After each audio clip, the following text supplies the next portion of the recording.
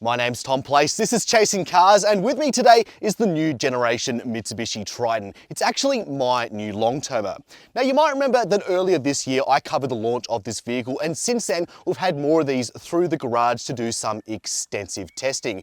And from there our findings have been fairly mixed. On one hand, this is a car that's a little bit rough around the edges, but on the other hand it still presents really good value at a time when utes are getting really expensive. For example, we've got things like full-time four-wheel drive and a locked center diff when rivals like the Ford Ranger, Toyota Hilux and Isuzu D-Max simply can't or won't offer those features at this price point. Now in today's video I'm going to give you my first impressions of our new Triton long-termer. I'm also going to describe why we chose this particular specification and talk you through our plans as we take this car into our ownership for the next 6 months.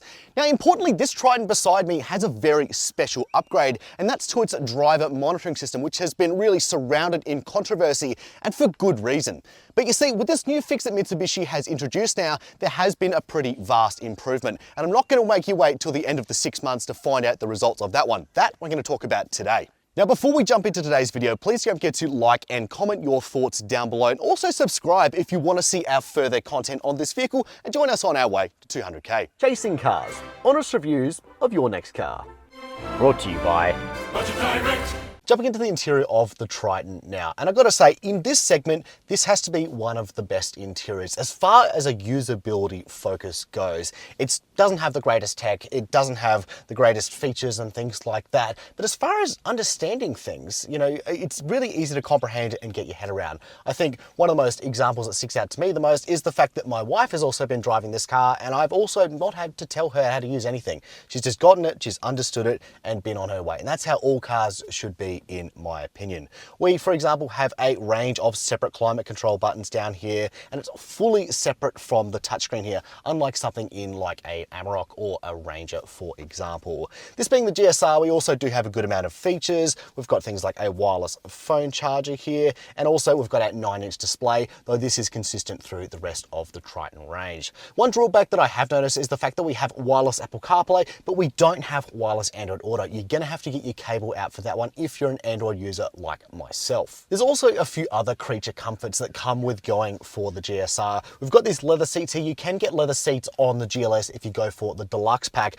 but this one adds things like this orange stitching around here, which I think looks pretty good. And I've also got it up here in the dash as well, where we have a second glove box. So it's pretty good as far as interior storage goes as well. I also really appreciate the fact that we have heated seats in here as well. And I'm just really keen to see how this interior stacks up longer term, because look, it is a little bit hard and scratchy in here. It's a little bit harsh, not very plush and things like that, as we have mentioned in previous reviews. But is that going to be good when it comes to durability? I guess we're going to find out. But anyway, that's enough for the front. Let's jump in the back. Jumping into the back seat of the Triton now. And one of the reasons that I wanted to choose this one as our long-termer is because of the amount of back seat room here. No, it's nothing to write home about, certainly nothing compared to American utes. But look, sitting here, I've got a good amount of knee room, a good amount of toe room. And look, under thigh support isn't that great, but I don't plan on having adults in here all that often. See, I'm going to be fitting 2 baby seats here. And for that reason, I need to be able to have a good amount of space in the rear here, so I'm not compromising my driving position when those are fitted. And after Mitsubishi has gone to the trouble of fitting an extra 130 mils of space in the wheelbase for this generation, I think this has actually emerged as a pretty good backseat for the class. See, when I've been driving rivals like the Ford Ranger and Volkswagen Amarok, the backseats of those two models aren't really all that impressive. And I think if you wanted to use a ute as a family vehicle, this is an important consideration to make. I'm also keen to see if other things in this back seat stand out, like for example, the fact we don't actually have an air system that comes from the compressor, it's simply a recirculation system. But the Mitsubishi's telling us that that actually works better, so I'm keen to see how that works out over the longer term. And also, some of you might remember that I had a Mitsubishi Outlander plug-in hybrid as a long-termer back in the day, and one of the things I really appreciated about that car is the fact that Mitsubishi has cleverly fitted these additional pockets on the back of the passenger seat here, and once again we see them right here on the Triton, and those really came in handy for things like nappies and just odds and ends. It was a very full equipped interior, and it's nice having little spaces to store things around the cabin. So let's talk now about the Triton that we have got for our long-term test. Now, as you can see from all the trimmings and everything else, this is the top spec GSR, and really for me it quite improves the appearance of the Triton by just blacking out some of the overly chromy and excessive ugliness that we have on the front, and I think it makes it look very mean on the back, especially with this canopy that we have bolted onto the rear here. So why have we gone for a canopy setup? Well, that's actually quite specific to my personal situation, as I will be the custodian of this vehicle for the next 6 months. You see, by the time this video comes out, I will be a father of 2, and that means that one of the family members in the back here is getting evicted to the rear tray, and I want to make sure he's reasonably well protected. And we just press this button here, lift up the flap, and reveal that we've got my mate, hey, who seems to be pretty happy back here so far. Just open up the tray now, because I want to talk about a very important factor of the Triton, which I think really does move the game forward in the dual cab segment, and that is the payload. See, too often we see with dual cab utes, they simply don't have very much payload in comparison to their tow ratings. And this not only has a great payload, but it also has a really good GCM. Those things not always the same, but usually are. For this particular Triton here, it's 1,030 kilos, which is really quite impressive, and it's actually so impressive that Mitsubishi has had to come out with sub 1 ton versions, so novated lease owners can still snap one up within those conditions. And I'm really keen to see how the Triton performs when we actually have some stuff in the back here. Now, I mentioned GCM, and that's going to be important. Just close up the tray here for a second, and we reveal our tow bar here, which is another thing that I really wanted fitted on the Triton, because a tow test has to be part of our 6 months worth of testing. And I'm excited to test it out because this does have such a healthy GCM. So many in this segment, such as the Toyota Hilux, really don't have a proper amount of GCM right out the factory, and you often need to go get GVM upgrades and things like that just to make this an adequate vehicle once you have a realistic amount of payload on board. And with that GCM, I am excited to see how it performs in terms of mathematics and keeping it above board in terms of legalities. But the one thing I am a little bit cautious of is those drum brakes. Are they going to hold up? Unfortunately, a bit of a cost-cutting measure that we are seeing with utes still today, and hopefully gets ironed out in years to come. But let's wait and see how they go under pressure before we give our final judgment. It's time now to talk about the driver monitoring system, however. And before we do that, I just want to give a bit of context and background of why this actually came to be, because I think it does matter. So in 2023, ANCAP introduced a new set of testing protocols. And those protocols introduced a range of really good things, actually. One of them is they're starting to assess things like reversing AB, which in my eyes should be just on every single vehicle. They also introduced driver monitoring software, or rather, they're just judging it a bit more stringently. And I think that we should also take a moment to realize that this does actually have a purpose in life. After all, what could be less safe than someone not paying attention to the road? And I'm sure many of us have been driving along and seen people on their phones, looking out the window, doing whatever, but they're not driving. And I think if we're honest with ourselves, we're not always perfect. So in theory, I think these technologies do have a place, but implementation really does matter. And I think when we have a bit of the fumbly starts like this, a lot of people just instantly dismiss it, and that's not really what the end goal should be. These technologies should work properly and right from the get-go. But anyway, I'll get off my soapbox now and let's talk about how it performs under pressure. So have they fixed the driver monitoring system? Well, the answer is mostly, and I'll break that down now. Now, the driver monitoring system was, of course, a very controversial part of the launch of the Triton. It was just so immediately obvious that this was not an okay thing to be putting in a finished production car. And it's good to see that Mitsubishi has wound through this update as quick as they can, at least in terms of automotive terms. And I'm happy to also say that it's been a worthwhile update for sure. Now, there were 2 reasons that the driver monitoring system would beep at you previously. The first was the most annoying, and that was the system sounding off that I'm not able to operate properly. And quite frankly, that's not really my problem, and it would beep the most. The second, of course, was, hey, you're not paying attention to the road, please do so.